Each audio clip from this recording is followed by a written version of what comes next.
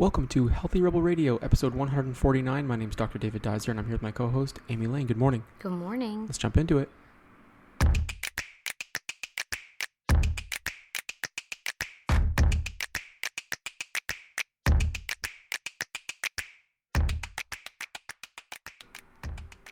We're back. It's Healthy Rebel Radio, episode 149. Hope you're all doing well. Good morning, Amy. Good morning. How are you today? Just peachy. Just peachy. You had an excellent idea for this episode, and you told me I was a bit nervous. It's not necessarily my idea. Okay. It was ideas that people had been sending me, like ideas they would like to hear about, and I kind of went off from there. Okay. Yeah. Luckily, we've got lots of coffee, and we're ready. Mm-hmm. So today we're talking about the problem with going vegan. Problems with going vegan, because there can be problems. Mm-hmm. And if you're going to decide to make this diet change, it's important to know what you're getting into. Definitely. And, the good thing about them is they're pretty easy to overcome. Problem solving 101. Problem solving. We're solvers. We are problem solvers. Well, we've actually been through it. Yeah. So, we're pretty... I've been vegetarian basically my whole life. I think the last time I probably had any meat product was... a long time ago. When I tell my patients about your story, I usually say that you were just naturally vegan. Naturally, yeah. It just turned off from animal products. I was. And the only reason that I ever even consumed them when I was young is because health professionals were saying, not because I was unhealthy, but were saying that if I didn't start consuming them, I couldn't be blank. Right. And then it re-happened to me in my late teens and early 20s. I reintroduced eggs and dairy because the fitness industry told me I couldn't have muscles unless I at least had those things.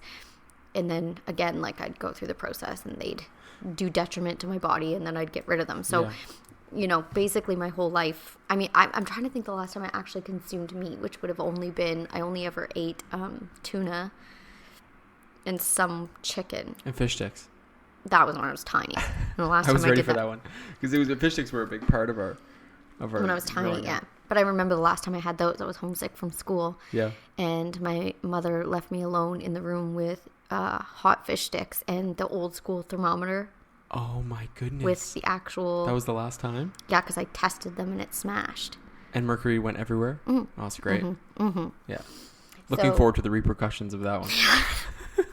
There's mercury in my blood. I was always a little scientist. Yes. So anyway, I was probably 8. Yeah. So, right. And I just refused all of it. I had no interest. So,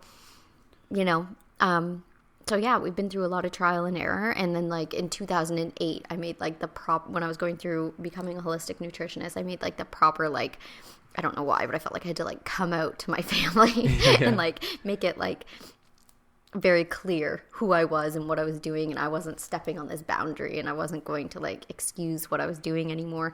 I don't know why I felt the need to do that, but I did it anyway. So through going through all that and the trial and error and being I'll use the term more serious, but that's not even that accurate, but more serious about it. We've definitely faced challenges, problems have arisen, and we've made it through. Well, yeah, we have. I think on when people usually will ask you if you're an ethical vegan or if you're a health vegan, and I don't know that you have a good answer for that. No, because I'm a person. David finds me very frustrating in that I get very claustrophobic and frustrated by titles because I believe people use titles of really they're asking what do you do, whatever. I often don't find it what's your interest. It's one person saying I'm amazing and you should think I'm worthy and look up to me because this is all my criteria, right. And the other person saying so how much money do you make and how valuable in society are you? So I get very weird, and I don't talk about my successes often. I don't often use titles, and just with the vegan stuff, I was hanging around with, there's this a dad in our mom group. He's a stay-at-home dad, and I probably hung around with him for 2 years, and then just this summer he was wait, you're a vegan? And I was yeah. And he's I had no idea. He's obviously now thinking back, I've never seen you consume any whatever. He's like, but you've never preached and you whatever. And like, that was the biggest compliment to me. Yeah, that's so admirable. And that's not the angle I'm even coming from. The reason, like, I know that like activists have their space. Oh yeah. But I'm a firm believer in driving change through inspiration versus guilt and shame. Mm-hmm. I watched in my own life, I watched someone, for example, become religious, and there was a real like dogmatic, like preachy, like you better, whatever, and this is why, and like fear-based and shame, and you're not this, and you're not good enough, and oh, you're praying, well, that's not enough, you need to whatever. And I never once saw that individual inspire anybody to become, say, religious. But the irony is before that person found quote-unquote religion, they definitely inspired all the actual qualities when they were just living an authentically genuine, kind life. Mm-hmm. Like if we're going to talk about like the character that is Jesus or however you want to, that person was way more. They were living it. They were living it before they became dogmatic. And it's the same way when I'm scrolling through Instagram. Like, I know everyone has their own position. I'm not asking anyone to veer off that, but I can't participate or look at like the images of like the dead animals. No. And I just know, had I not been on the path myself, it would never have inspired me. It would have made me feel guilty and shamed and like, oh, we're better than you. We already had this realization. Look what you're doing. You're a villain. And we're on this side. You're on that side. And that never would have inspired change in me. Mm-hmm.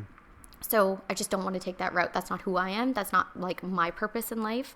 I'm a person that wants to inspire, and if through my inspiration, like being authentic and presenting what I do and what works, if people are like, wow, you seem like this is good, and ask me questions and find out from there, like I want to empower people. That's just my angle. Definitely. I love it. And that's what I'm comfortable with, and that's, Well, thank you for sharing. Yeah, sorry, I got on a little tangent. No, that's good. Tangents. I think that's really important for people to hear. Because and then that's the other thing. Like, people will almost. I've been in the like quote unquote vegan community. I've been shamed. Right. And I've that's one thing about like the vegan. There's like this subculture of vegan people that are really like warriors, and I feel like they, instead of going out there and using it for good, they turn in on the community that they think that like pointing out the speck on the white suit is admirable. Mm-hmm. So if you're a vegan but like you still have a leather couch and you haven't thrown that away yet, right, you're somehow failing, and look at you. You're not a vegan. You're not authentic. You've got the look at those boots. Point. And it's just like the most insane, stupid thing. Like it's what it is. It's the speck on the white suit. Right. It's like the real energy should be going towards the individuals that are consciously actually hurting animals and people in our environment, and not the individuals that are genuinely trying. And, we all come from different places. Yes. There's some people on Instagram that, like, I've followed that are vegans that come from, like, a lot of money. Mm-hmm. And they were able to, when they said, okay, I'm going vegan, just throw out everything they've ever owned that isn't 100% ethical. And then they can buy the $500 sweaters that are, like, cotton stitched, whatever. But there's a process for the rest of us. Absolutely. That weren't born into that type of thing or married into or had it, right? Mm-hmm. Like, there's a process. Yeah. So everybody needs to be, I think being vegan is genuinely being kind, and not just to animals, it's to other humans. It is. And I think it's excellent to have a point in life where you're moved to this, whether it be for health or for ethical reasons. Yes. It's just taking that point and building from your experience and not being dogmatic about it. And not being defensive. Oh, the defensiveness. Yeah, that's really our position. I find it really off-putting, and no one's like, and I get where some of the defensiveness comes. One of the things that I went through is like the family judgment. Mm-hmm. And, for my family, a lot of things came up when I went full on, and I didn't make apologies for myself. I didn't hide things. Right. I just was authentically what I was doing. And I wasn't asking anyone else to do it. I just was unapologetic about what I was doing. And, it made people uncomfortable. And, what came up through that is that, a lot of people in my family had sentimental attachment to the way things have always been done. Mm-hmm. And it wasn't about, going to the family barbecue or having roast turkey dinner at Christmas, what that meant to these people was love. Mm-hmm. And I was tearing that down. I was saying, you raised me wrong. You didn't provide, like, that's what they heard, yes. even though that's nowhere near what I said. Right. And I think we both experienced that. I think it's the same for me. Yeah. So we had to really make peace that their reaction had nothing to do with us. Definitely. And be super kind. That's all you can do. So what we started doing was offering to do things. So we flew home for 2 consecutive years in a row, and I offered at my family's place to do all of Christmas Eve. So I did everything, and I did everything plant-based. Yes. I offered to do it all. Yeah. Who can complain about that, right? I mean, there were still complaints when you're used to doing things a certain way. Sure. But, and like when we'd go to family gatherings, I would offer to bring food. Right. And even if someone said no, I always did, because you always, want your bases covered. Yes. So that was point number 1 when it comes to problems with being vegan. We were speaking about when we were planning this episode. We were talking about there being difficulties with tradition, with family. Totally. And people that aren't ready for change, or their defenses are up about change, or they see your change as a reflection of they're not changing, and that you're saying there's something wrong with the way that they're living. Like, people's egos and reactions get inflamed in ways that you can't even perceive. Definitely. And you can take on that. You can take on that experience as judgment. Well, totally, because a lot of the time it flat out is. It can be overt. They'll say really mean things. Like, I remember really mean things were said to me. Right. And like when I boiled it down, how ridiculous it is that I'm choosing to have a tofurkey over a dead turkey. I like, you know what I mean? Like, in my rationale, whatever. But then you have to have compassion for where other people are coming from. Definitely. And if you've never done any inner work as a human, things are very cloudy. Definitely very cloudy. I mean, I grew up on a dairy farm, if you all are not familiar. And so that was our livelihood. That was our livelihood. Oh my God, Plant-based, or animal-based food. And, I have lots and lots of respect for these type of farmers. Oh, they're the hardest working. Unbelievable. Relentless hard work. I was thinking about your father today when I was in the shower, actually. I was thinking about how our girls have been like crying lately that they miss their dad, and I was just thinking about like him getting up at like 4 every day. Yeah. They work from 4 a.m. until 9 or 10 p.m. sometimes. At night, It's and it's forever. Like it 7 never days a ends. week. There's no holiday. There's no Christmas day. If they have an opportunity to hire someone, that's a win, because they can get at least a few hours off. It wasn't like that. Usually there's not enough money for that. And at the time when your family was in it, it was basically at the downturn. At the end, yeah. So there was no such thing as getting someone else to pay someone else. Like, he needed the money to go back into the farm. So much respect for the industry and how people get into the industry and for the... It's such hard work. And then the promotion of the health benefits of animal-based products, how it's skewed thinking in many ways, and how really nutrition research is just terrible in general anyways. And they rely on it, these big players. Oh, they totally rely on it. And so they fund things. And my experience was that I had significant allergies and, spent a Christmas in the hospital because of asthmatic reaction. Missed out on provincial cross-country running one time because of asthmatic reactions, and was a heavy protein consumer and dairy consumer up until the age of 21. And when I stopped that, my health really, really got it's amazing so because good. My skin you cleared had up. allergies, and then you stopped consuming, and you had to stick with it long enough that and then you didn't have allergies. No more seasonal allergies. So I do believe that they were related for me personally. When it comes to on the ethical side of so health wise, of course, I have seen benefits on the ethical side of things.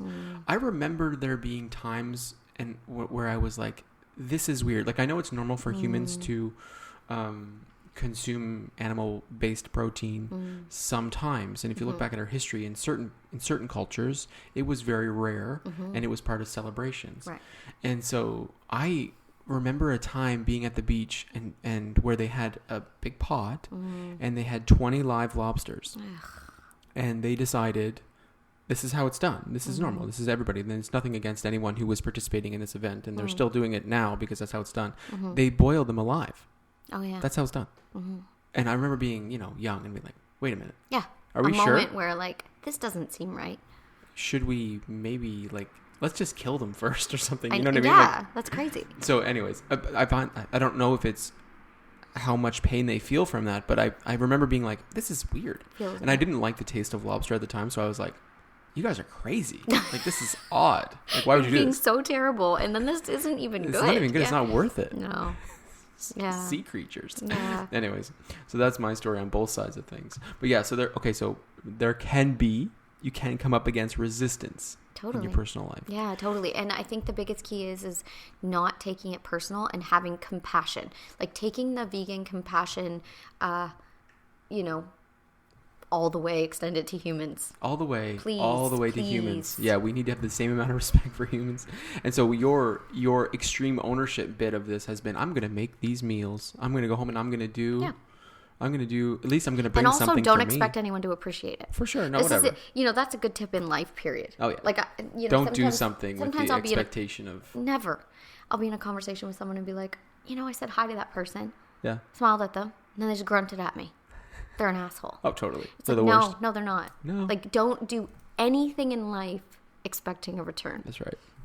And, because it's insanity to take. You have no idea what other people are doing, where they've come from, what they're internally dealing with.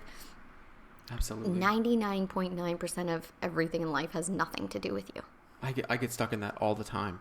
All the time. I asked someone recently how their holiday was.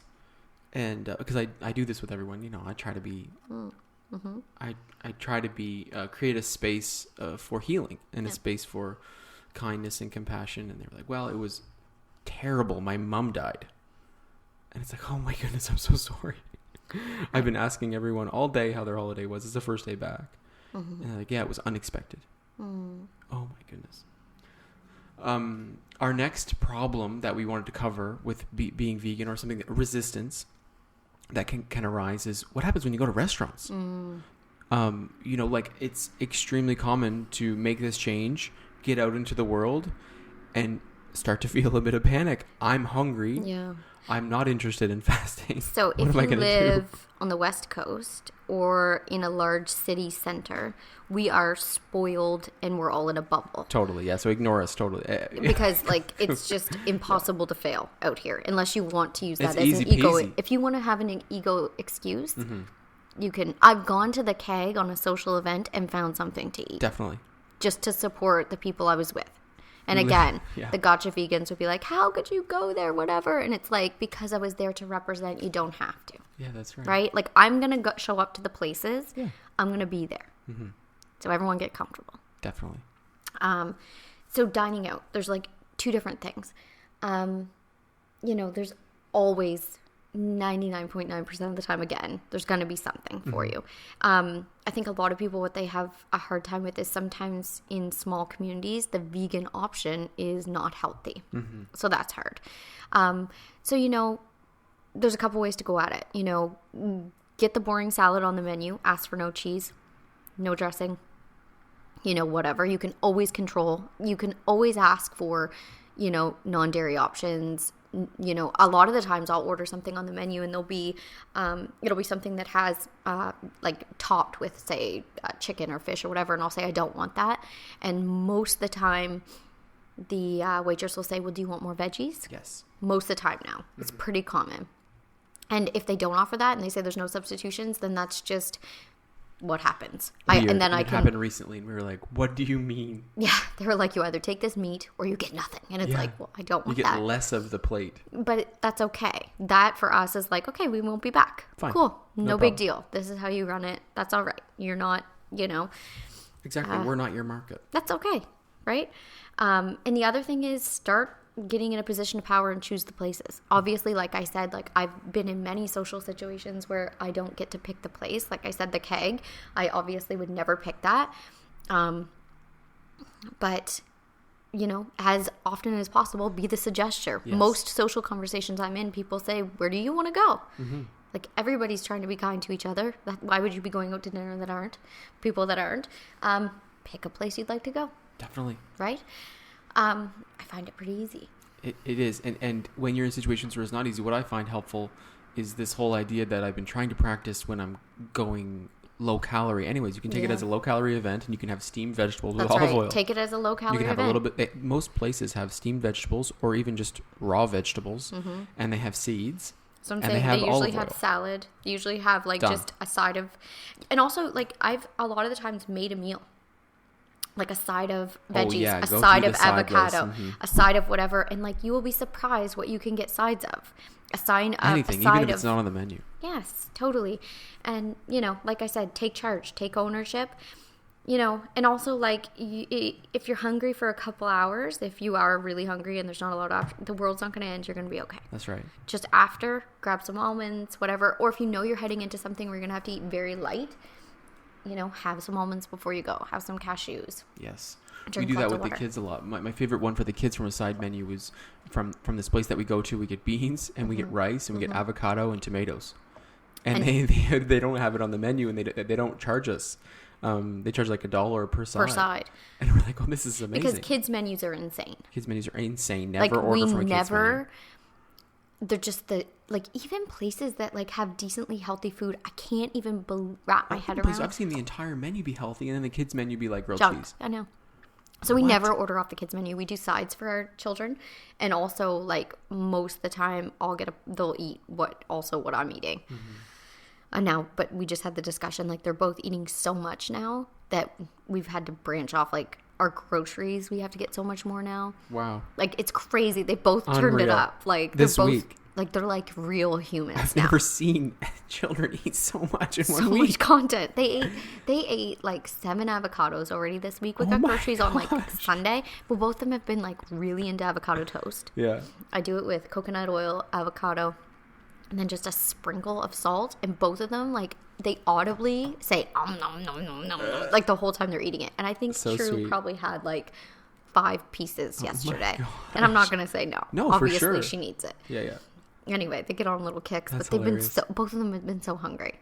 This morning they had fruit, avocado toast, peanut butter toast, and then like an hour later they both asked for a bowl of cereal. So I gave them a mix of like the quinoa puff. Quinoa puffs, yeah. Like just so insatiable, both of them. It's adorable. Oh, it's so cute. So cute. Anyway, so yeah, own it, and don't be afraid to order off menu. What's the worst that's going to happen? Honestly, going to say no? Who cares? No, who cares? Whatever. Okay, well, you know what? Maybe we won't be back. But you don't have to say that either. No. Just, Or you could. No. Let's have a night. No. The next one you had written down was, in quotations, the gotcha attitude. Yeah, that's the one I already kind of hit on. Because that's one that really came up for me that I think people saw me saying, to be fair, when I came into like quote spirituality, and what I mean by that is reading like metaphysical text and really researching old religions and had literally a spiritual awakening, which I can talk about sometime if anybody wants to hear. I was so excited about my awakening that I was definitely obnoxious. And I think the obnoxiousness really inflamed people like, I'm going to take you down. Right. Oh, you think you're good now? I mean, mind you, for some reason, I've always kind of had that experience in my life. I have a lot of trust issues with women. I've had a lot of like horrible experiences with girls and women in my life, to be honest. And I've always had kind of people trying to like, oh, you think you're good, which I didn't think I was good. I think I don't know. I have one of those personalities where people feel like they have to like set me back, take me down a peg. It's not that I've ever thought I was better than anything. I would rather try to have a great life. Mm-hmm. And nobody's going to stop me. Nobody. And, I think that luckily one of the things about my personality is I really do shine when someone tells me I'm not going to be able to be something or I'm not good enough. Yeah, and the funny thing about that whole underdog spirit is you don't like to call it the underdog spirit or even be... No. But you do get a certain bit of energy from that. Yeah, I'm a bouncer. I like to go down. Oh, they hate me. Oh, I'm not good enough, whatever. And then the next morning, like clockwork, I'm like, who's going to stop me, We'll see. You said I'm not going to be this. You know, I had a lot of that. Yeah. I've had it my whole life. So I'm kind of, like, for lack of a better term, comfortable with it. Mm-hmm. And, yeah, to hell with them. Because if someone's literally, like, taking energy out of their time and looking at you and going, let me go through who they are as a human and where are the holes in their story, they've obviously got some gaps going on in theirs. Because nobody has that kind of time. For sure. Like, I get it. Like, if you're selling, you know, if someone that owns a butchery is selling a vegan cleanse, that's insane. But, like, instead of, like, spending your time and energy trying to take them down, unless you are an activist, that's your lane, whatever, what you could do is support the people that you like. Yeah. Turn your attention towards them. Definitely. Unfollow them on Instagram. It's not reality. You know, walk into what you want to surround yourself with on all areas of life, right? Absolutely. So, yeah, the whole gotcha attitude, like, when I first started, I feel like I'm not perfect enough. I didn't, because there was things that people would bring up to me that honestly I didn't even know. Like, I think there was a supplement that I was taking that I, like, promoted that maybe had some sort of subset of dairy. Capsule. Yes, it had gelatin. So that was like, and everyone's like, I thought you were vegan, whatever. Yeah, and like, you don't even know. And that would hurt because it honestly, what they were saying is you're dumb. Right. And I was like, I am, because I didn't even think about this. It wasn't on my radar. Right. So I think that if I was like had less of a fighter attitude, I think I probably would have gone down with that and been like, you know what, I'm not going to talk about this. I'll just go back to what everyone else in society's doing. That's a safe spot. No one's going to get me, you know, blah, blah, blah, blah, blah. Yes. That's ridiculous. Don't worry about it. People, like, it's just, who cares? It's either coming at you so that you actually realize something. Yeah. And that's, like, it's coming through the other person. It's not to accredit them because they're just being a jerk. But sometimes it does come through someone, or it's coming through because I feel like a lot of the times in life, like, you make a life decision and then life gives you a little test. How much do you believe in this? How much do you really want it? Let's check these blind spots. I'm going to make it a little uncomfortable for you and see what happens. And if you stand firm in your conviction, you just realize, oh, nothing bad is going to happen because someone doesn't think I'm perfect. Who cares? Not a big deal. Not a big deal. You're going to be okay. You're going to be able to go to bed at night. Right. But, like, you know, this is me being through a lot of that stuff. Like, I went through it with every aspect of my life. When I lost weight, you know, I was accused of, like, every type of plastic surgery under the moon. Neck elongation. Including neck elongation. That's my favorite one. That was my favorite one. Like, someone very much was like, how dare you preach being healthy when you've had neck elongation surgery? And, like, Dave and I are, like, Googling. That must have been trolling. Is that a thing? Did we find that? I can't take it. I can't remember. It's just hilarious. It's amazing. Like, but it's amazing now, but that really hurt my feelings. Totally, did it like, ever? I cried. Yeah, oh yeah. Like, and I was like, him and I would, like, look at my photos and compare them, and he's like, well, it's obviously just that, like, you've lost weight off your chest, your neck looks longer, and, like, we just sit there, and, like, now that's so stupid. Like, who cares? Yeah. My toddler trolls me harder than that on a daily basis. On a daily basis. So it's like, toughen up. Like, who cares? Yeah, now you know, we're Jenna so from tough. Nebraska thinks that you got on. neck elongation. Nobody cares. So there's that. And, like, even with my career, and you know, people, I started on the internet before it was, like, a thing. And people would say snidely, not in an interesting way, so how do you make money then? Like, they didn't believe it. I know. Like, you're not good enough. Right. Like, what? And not in a, like, I love it when people are interested, because a lot of people are confused. Still to this day, people don't get it. Yeah. Which, it's very simple. But, like, you know, when people are purposefully, like, I had family members that purposely wouldn't learn the term holistic nutrition. And we're talking, you know, 10 years out. You mean registered dietitian? Oh, you didn't go to university? Right. Oh, so you're not really. And it's like, you know, okay, all titles, you're right. Like, they're more titles. important than me. I should go back into my hole of non-existence, but I'm not gonna. So everyone get comfortable.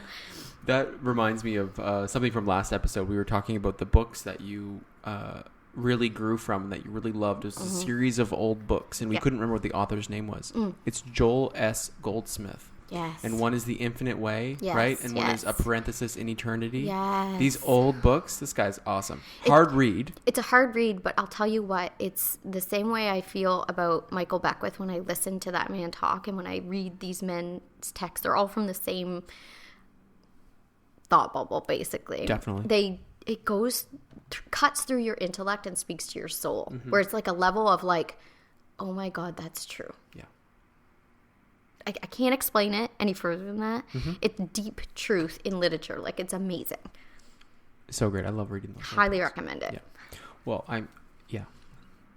we need to break those out again now that I'm thinking about them. They're on my nightstand. I have to keep them on the other side, though, because the two little creeps that we live with paw through them. One of them ripped one of my old ones that I had to special order, and it was like the only one on Amazon. Shoot. Anyway, I have to hide things now. One of them, the littlest one, can climb right up on the side table and stand there. So I can't hide anything. So freaky. Anyway. The next one on the list. Yeah, do you want to go for it? Go ahead. We had the next one as the problems with going vegan. That all or nothing isn't for everyone. And this is a really important one, because when we say vegan, a lot of people think, okay, this is a crazy decision to make forever. And they're exactly right. It is crazy. It is crazy. For most people, it's crazy. All major change is crazy, especially when... Radical change. And especially when change is not popular in society. And by the way, no change in any society has ever been popular. No. So everyone sit comfortable with that. No one's going to, general... society isn't going to say, great idea, we're all doing it. Then it's too late. You're not on the change board. If you're actually going to be part of the change, you're going to have to be comfortable with it being a bit uncomfortable. Yeah. So one all or nothing thing I do really, I'm a proponent of, is with your home. Get everything out of your house that you don't want to consume. Definitely. You got to make it easy. Make that part easy. But when it's all or nothing, like for David, it's a process for you. And I just feel like if you come at not being a perfect vegan with guilt or shame, like you're failing or like it's a religion and you're sinning, you're going to fail. This isn't about feeling bad. Again, come back to kindness. And who does the kindness have to start with first? Yourself. Self-love, self-kindness is an act of kindness to the whole world. And that's the base. So you can probably speak on the all or nothing, because you've had... Well, I, even though I had this lobster story, I'm a pescatarian. I'm having fish, mostly salmon, a couple times a month. And I eat eggs, although very rarely now. It was, at least once or twice a week. Like he says, yeah, but no, because this is the thing with like making these statements, because you'll have eggs and then I won't see them again for 6 weeks. Yeah, it changes, exactly. So... and he says he has fish, but I haven't seen fish for a month. It's been over a month, yeah. I'm listening to my body, and I think that's a really important thing for people to do when they're doing restriction. So this whole all or nothing thing is really important, because any type of dietary restriction, it's important to be smart about it. And that's smart on the health, on the physiological side, and also on the mental, emotional side. And I will say that in terms of eating fish or eggs...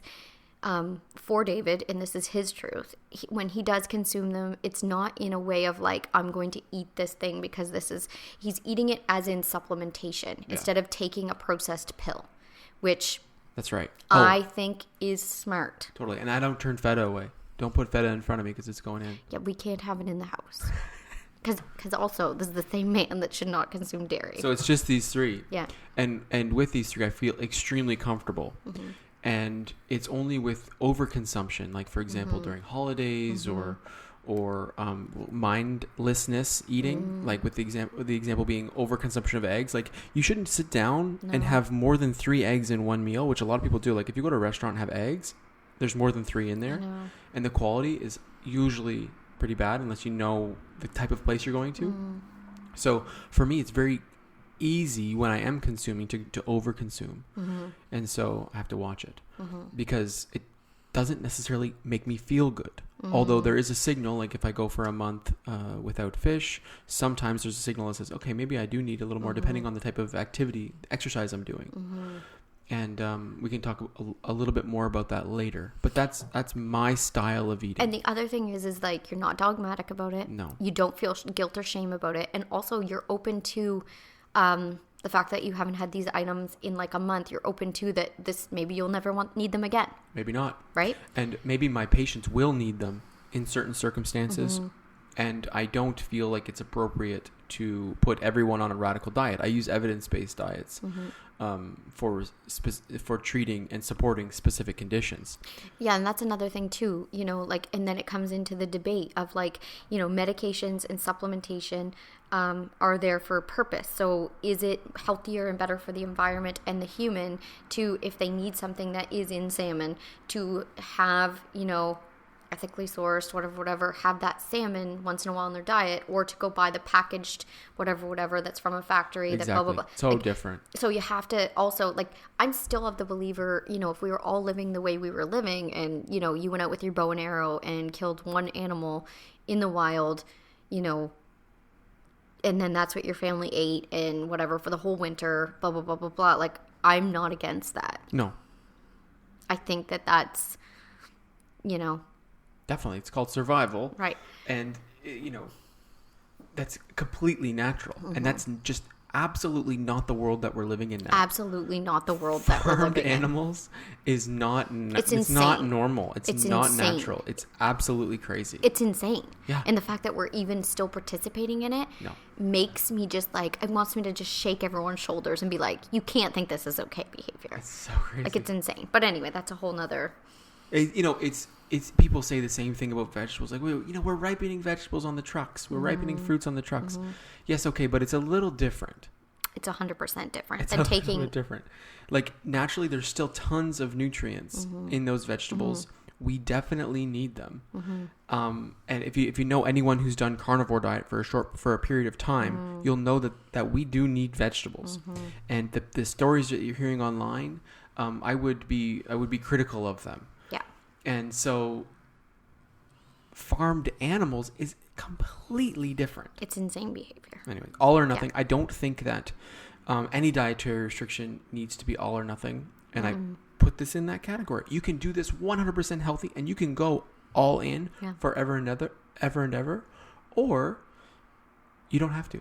Yeah. And don't have an emotional reaction to it. Don't have judgments on yourself. Because your ego will use anything that you try to do in life to quit. To quit, to like come up, to inflame you, to make you feel small, to keep you in place, to keep you in the societal norm so that no one realizes that you're a freak. Hey, you're causing risk here. Yeah. Oh, you're different. Someone doesn't like the way you're behaving. Like, to heck with all that. Be kind to yourself. So if you're going from like actually consuming meat all the time, maybe the process for you is like setting a goal. Twice a week, cutting it down to that, like, something. Absolutely. Like Meatless Mondays. And the other, I find that sometimes people, when they go vegan, they go either one way where they think they have to find the most exciting recipes on the internet and like take the chicken and get the fake chicken breasts and like do all the whatever. I bought all my books and I got all my groceries. The cookbooks and I'm doing all that, and it gets exhausting. Like, eating is not supposed to be that level of work unless you love it. Like, I do have a girlfriend. She has 1 million cookbooks. She likes opening that. It's a ritual for her. She likes doing that. That is joy to her. There's no like, it's not negative. For me, I'm just want to open my fridge and get creative. Yeah. Like, and so in one way, meals don't have to be ultra exciting, but also like, don't just like open up a bag of lettuce, throw some raw chickpeas on there and some olive oil and be like, oh, I'm going to be happy for the rest of my life. Like, don't, like, that's not going to happen either. No.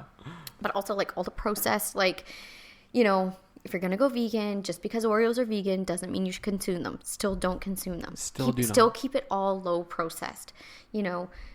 Veggies, fruits. That's right. Beans, legumes. This leads us to our next one, and I think it's along the same lines as the all or nothing. But the concern and the worry about being a perfectionist. Ugh, yeah, it's exhausting. And then feeling like, okay, now I need to be an activist. Yeah. This is what I'm doing. I need to do this perfectly, and now I need to be an activist. Yeah. Take a step back. Yeah, settle in. Definitely, I don't have to do anything. And also, like, activism, quote unquote, like, if you do feel that pull, can be different.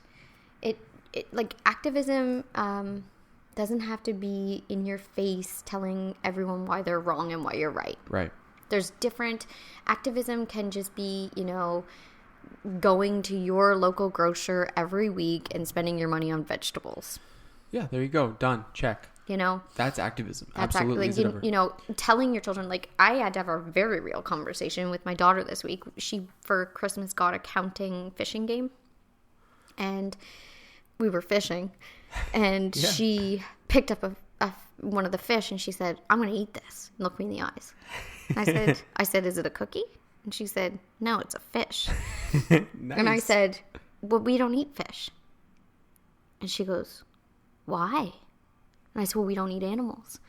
She said, why? I said, because we love animals and we want to be kind to animals and we don't have to eat them to be healthy.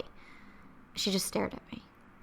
And she said, it's a fish cookie. It's a fish cookie. And I was like, okay, go for it. But like, she wants to know. Yeah, she needs to know. Because we've had the conversation that like some of her friends eat milk from cows, and that blows her mind. Yeah, right. I'm like, you know how your sister breastfeeds? And she's like, uh-huh. And I'm like, well, these people are drinking the milk from cows' boobs. And she's like, what? And I'm like, uh-huh. And she's just staring at me like, no. Like, she just like can't.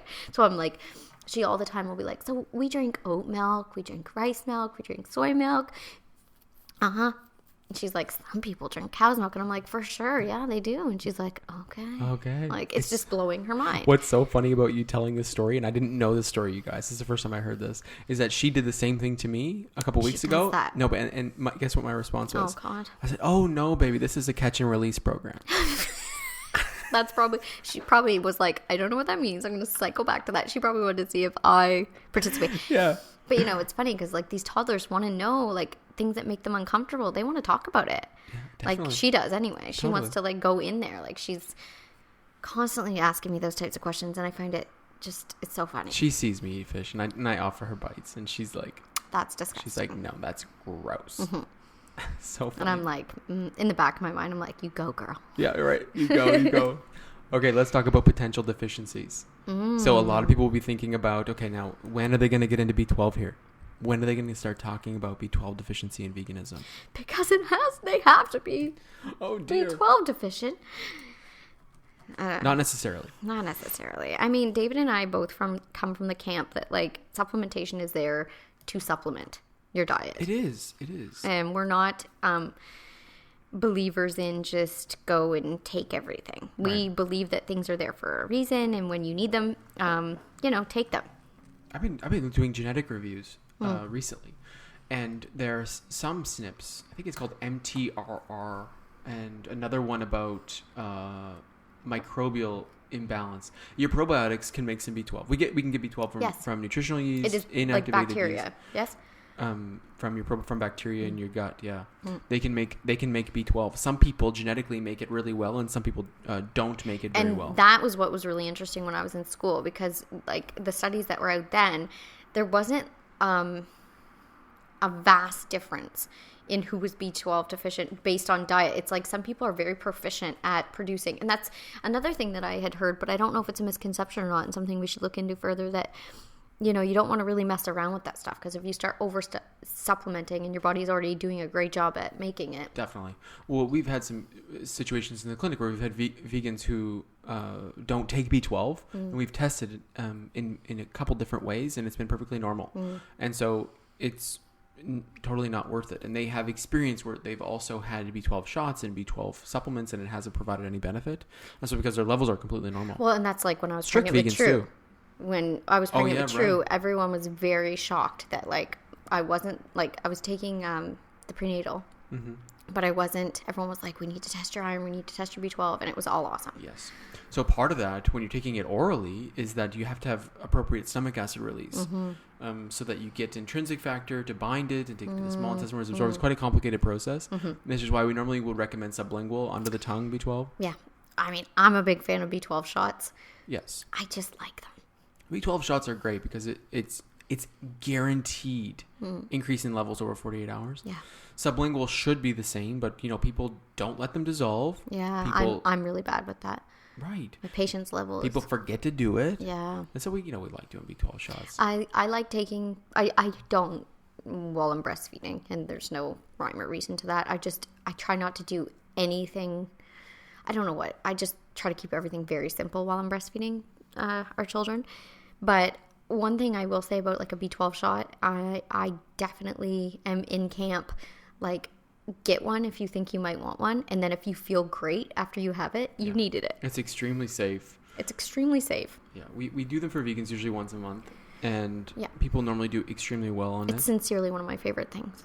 And it's so easy. You're in and out of the office so quick. Oh, yeah. It's great. And it doesn't hurt. Like what I do, I have a little trick. I pinch either my side of my rib or pinch my wrist. And honestly, it doesn't hurt at all. Right.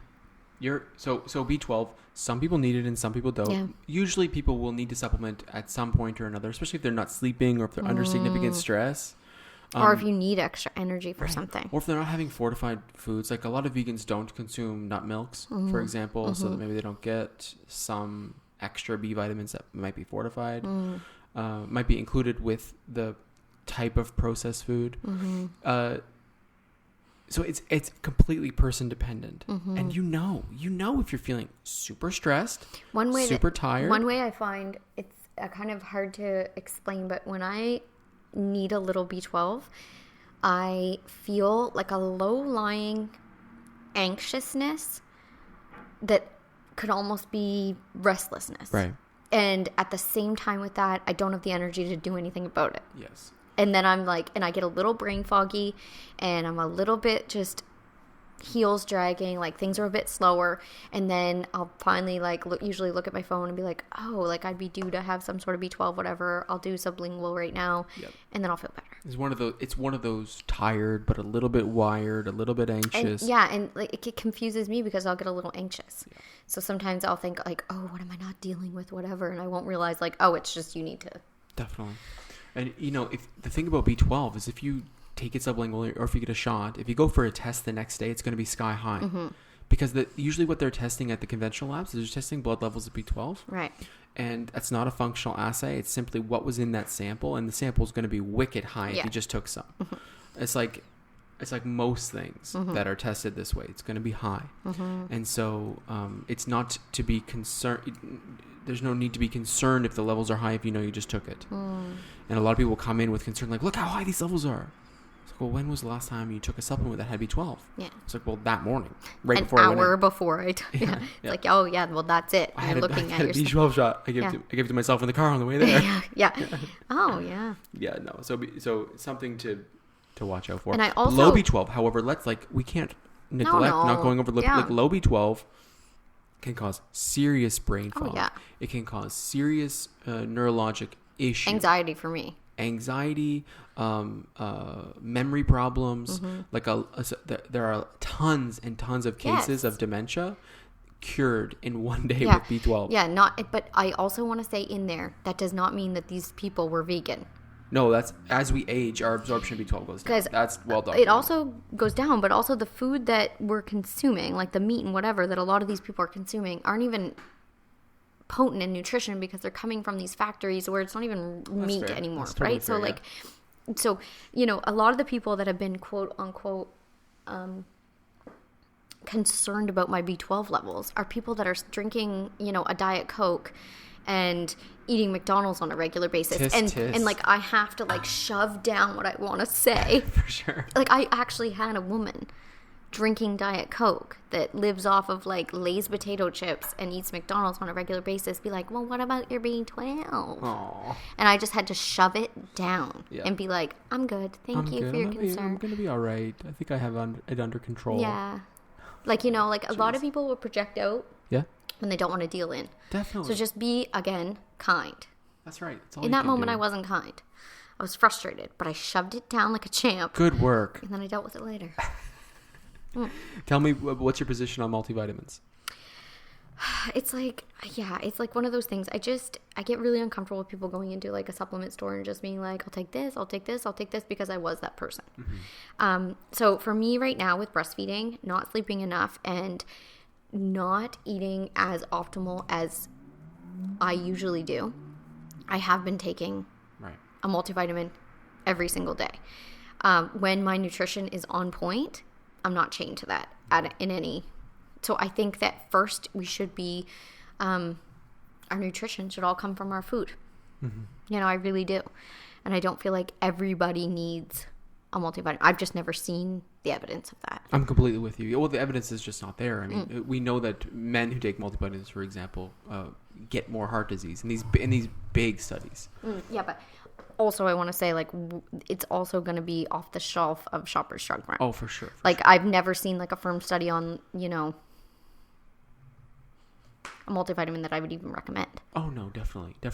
I'm completely with you for the use of multivitamins in the way that you do it, which is to say that if there's nutritional deficiency, if you know you're not eating well enough, you're not eating a complex diet enough, you're not getting all of the different nutrients required to sustain an optimal healthy life, then a multivitamin might be appropriate. Like, let's just take the levels up a little bit. Let's just support this diet, and that will probably be helpful. And also when you're going through change, like if you are going to switch on to a vegan diet, maybe, you know, if your footing isn't quite there and like you're going to go super, super clean, maybe you at first would like to do a multivitamin. Right. Make sure you don't take it first thing in the morning on an empty stomach, you know. No, it's got to be with a bite of food. Yeah. Yeah, so... It depends on the person. It depends on the situation. Depends on your phase of life. Like, that's the thing. Like, I've had to become, with life and, like, with diet and everything, like, I'm an A-type personality, and I like to, like, organize it and be like, okay, this is who we are. This is what we do. This is the concise version. But especially with, you know, having children and, like, having a business and being in a marriage, like, you have to learn that there are times, there are phases, there are seasons to life. And right now, like for me, with nursing and with like needing extra things and not being able to like take care of myself to the level of that I should be able to, I have to take a multivitamin. Yeah. But it's like a bridge. It's not like I am a person that takes a multivitamin and will for 40 years. Like, no, that's not who I am. Definitely. You know. So it's that whole it depends conversation. I hate doing the it depends because I'm going to do the same thing for protein here. But that's why you have to it depends. Have someone organize things for you, help someone review your stuff. You got to make it easy. As easy as it can possibly be. So people say, okay, what about protein? Am I getting enough? Well, in general, for 99% of you, the answer is yes. Eat lots of plants. You're going to be getting enough. When you talk about this topic, all I see is like a meme of people screaming really aggressively, but where will you get your protein? How do you get your protein? Like, exactly. In a really aggressive, strange manner. And again, like most people that have asked me haven't been, like obviously if you're asking a genuine question, I love talking about anything health and wellness. But it's usually from a very unhealthy person, like accusatory, like, but where will you get your protein? Like in a sassy... Definitely. And I feel like always... And they're coming from experiences. Like they've been told that, and then they've made that into But it's not even that. They're defensive that they're unhealthy. So they're going to try to cut you down. Like, you're unhealthy too, and here's what I know about it. You don't know something. You're not smarter than me. Whatever. You know, it's always like an egoic. Right. Unless, like, you can tell the difference when someone's asking you an authentic question. I mean, when I started... like any change I've made in my life, I am the type of human that asks a million questions. And I'm sure the person that I was turning to for any of that, like the expert I would probably think a lot of it was silly and redundant. But they could tell it was being genuine, maybe. Right? You know what I mean? Like, so don't ever like fear asking questions from a genuine nature. That's not what you know the difference. Definitely. When someone's being condescending or a gotcha moment, like it's different. Absolutely. In all cases of protein requirement, I believe that it can be achieved through veganism, through eating plants. And so we think about the only real difference where protein requirements are increased is in athletes. And I'm talking with intense exercise, there is a higher protein requirement. And so when you're breaking down muscle, you want to have the resources around to build it back up. You can achieve this through eating plants. It can be done. And the old school fear was that you had to have complete protein in every meal. That's when, even when I went to school, a lot of, there was a whole section on how to teach people how to have complete proteins. Yes. Because you have to combine foods to get those when you're using plants. But what we've since learned, in research is that you don't have to have those foods in one setting. It's more about looking at your overall week to complete proteins and that type of thing. Like it's way easier than what we even had anticipated. It is. Make sure you're having a varied diet of all the foods from good sources, and you'll be fine. People used to talk about how we had to have beans and rice all in one meal. It was like, and now it's like, if you have this week, if I had beans and rice they could have been on different days. Exactly. If I had nuts on one day, you know. And I'm a big fan about beans, like really shaking it up. Like, we get from different sources. Absolutely. Like, and also like sometimes we have canned. You're not scared of lectins? No. I'm just kidding. I'm not. You know, And you know, that also bleeds into like with toddlers. We've done episodes, we'll link it in the description. We've done episodes with kids. You know, a lot of the time people will tell me, well, my kids don't, you know, quote unquote, like healthy food, whatever. I feel like we're just not exposing them to weirdness enough. Yes. Like the other day I was cooking and my 1-year-old ate a cup of kidney beans. Your 1-year-old ate a cup of kidney beans? That's what she... That's amazing. Because I gave her a couple while I was cooking. Yeah. And she's just like, more. And I was like, okay. Amazing. And then I just kept feeding them to her. And like, that's what she needed. Awesome. That's what she wanted. You know? That's so cool. That's, you know, but you wouldn't, that's not something I would ever just sit down and give her as like a snack. Right. But like, she wanted it. She asked for it. I just was like, sure, why not? Like, I feel like sometimes we really get caught up in the like proper snack, proper meal category and like we trick ourselves out of just eating healthy foods. Definitely.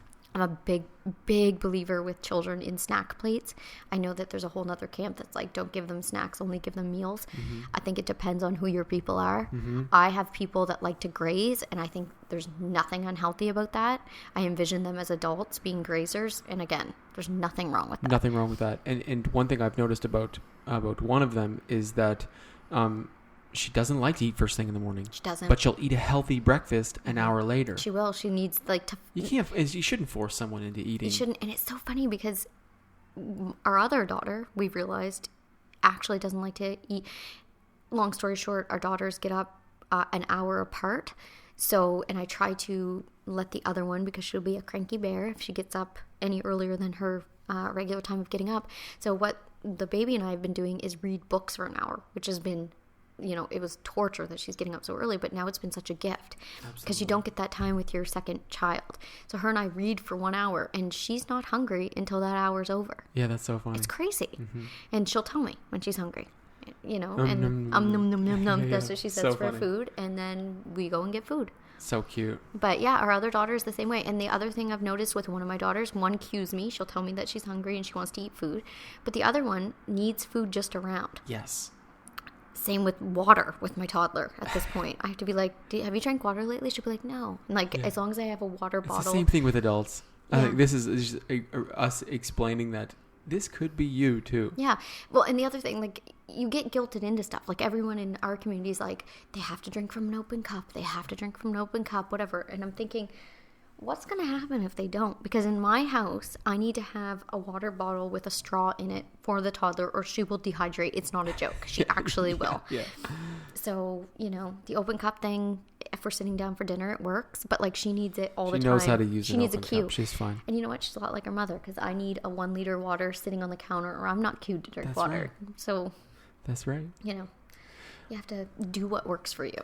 Anyway, back to protein. Sorry. Well, yeah, no, I think that, you know, if you're an athlete, for the 1% of you who are going to have significant muscle breakdown on a, you know, 5 to 6, 7 days a week, then 1.6 grams per kg of body weight would break. Like, you have to hit the measure. For everyone else, it's anywhere from decimal 6 to decimal 8 grams per kg of body weight, which ends up being like, you know, 30 to 50 grams of protein per day for most people, which you can easily get from plants and hemp seeds and nuts and all different sources of food. For me personally, the reason I haven't had to have or haven't had the craving, I think, for fish or eggs in the last month is because I've been taking a very low dose, like eating a piece of meat, of creatine.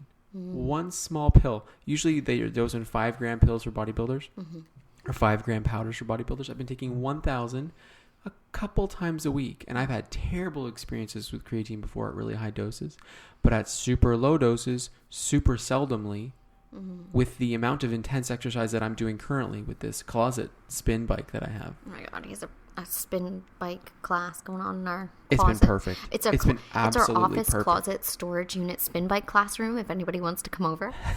Highly professional. Highly professional. And that works for me, and you find out what works for you. Right. The last point here, and we'll leave with this, is how do you stay healthy on a vegan diet? Well, you eat a varied diet. And plants, inspired. Fruits, feel inspired. When I think of myself at my healthiest, it's colorful. Yes. It's flavorful. It's in season. It's like, you know, it's that vibe, like shaking it up. And it's not complicated. It's not glitzy for me. That's not what I like to do. It's, you know, right now, because we're experiencing winter, I'm doing like great big pots of what I call kitchen sit sink roasts. So all seasonal vegetables in a baking dish, literally roasted in the oven with a little bit of sea salt or Bragg's, or sometimes I do a little miso gravy. And we all have it. You're making me hungry, holy. The other day I roasted it, and then at the end I topped it for David and I with salsa, guacamole, and we were like, it was delicious. And I always put it on salad. I always put everything on salad because I just think more greens the better. But, inspired, varied, natural, heavy on vegetables. Like, avoid as much as you can the freezers and the packaged stuff. It's just not, it's not going to make you feel great. Definitely. The last thing, go ahead. Sorry, that I would leave with is just get really comfortable with being in your own lane. Absolutely. Let go of defensiveness and embody self-security, even if you don't believe it.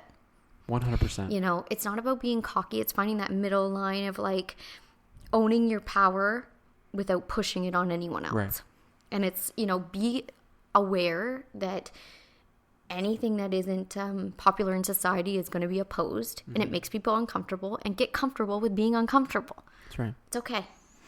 We're both practitioners, and we both had to do this in our professional lives. You're a vegan, and your program is not vegan. I'm a naturopath, pescatarian, and my treatments are not pescatarian. Yeah, so caveat to that, I do have vegan programs, and I do 21-day vegan, absolutely. But also, my program has the vegan option. What he's saying is I work with people that are not vegan. Yes. I welcome everybody. Sorry, I wasn't clear. No. So, my programs are vegan, so no one freak out. It's just also I give you the choice. You're an adult, and I meet you where you are. That's right. Because that's who I am and what my job is. I love it. I love it. Same Definitely. with you. Good clarification. Yeah. If this diet is the most appropriate for the condition that I'm treating, if someone's doing longevity, I think they should eat the way that I'm eating. Yes. I don't do a lot of preventative health. I don't do a lot of longevity, although I love doing that work. I know. If someone is extremely healthy and wants to maintain their health, I think you should eat like us. If someone is ill and say it's autoimmune disease or something like that, then fasting, veganism, exactly. If it's cardiovascular disease, Mediterranean diet, leaning towards pescatarian if you can get away from chicken and lamb and separate things. And then, for example, in diabetes, if it's initial onset, we're doing keto. We're doing all these different things. Cancer, we do keto in most cases. So I'm using therapeutic diets. If someone's trying to be healthy and we're not treating a specific condition, then 100%, this is the way to eat. And same, and with my situation, I work with people, I think everyone envisions, self-assured, strong, single women my age living in a city. It's not that. No, it's not. It's all different. I work with women from 19 to 70.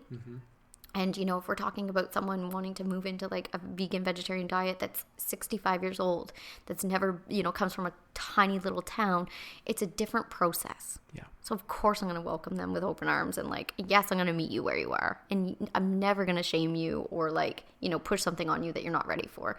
And I think that it's important for us to be here doing what we do. Definitely. And same with you. If you're the only person in your family that has ever, showed interest in a plant-based diet, that's important. Yeah, You're changing your family's history.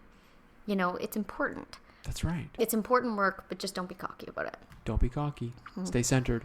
I love this conversation, so thank you for having it. And, thank you for everyone that sent me the ideas. Yes. Where can people find you, Amy Lane? I have a Facebook page. I'm not on it very often. I keep trying to get on it, but I don't want to personally be on Facebook. I just want to be in our community, so it's tricky. So the best place is our website, obviously. DamieHealth.com. Join our newsletter. Everything comes straight to your mailbox. You can message me through there if you have ideas. I am on Instagram because I like taking photos. You can message me on there. Instagram @DamieHealth. And then we're on YouTube, youtube.com/DamieHealth. And these podcasts are posted to YouTube as well. And you can listen to this on our website, on your device, iTunes, Android, anywhere podcasts are presented. We hope that you'll subscribe. Yes, please. Leave us a review. Yeah, if you've got love, leave a review. Definitely. 100%. It really does help. It does help. It makes it so that we're able to do this on a regular basis. Subscribing and leaving a lovely comment just makes it so that we can continue to do what we love to do. Thank you so much for listening and have a great weekend. See you.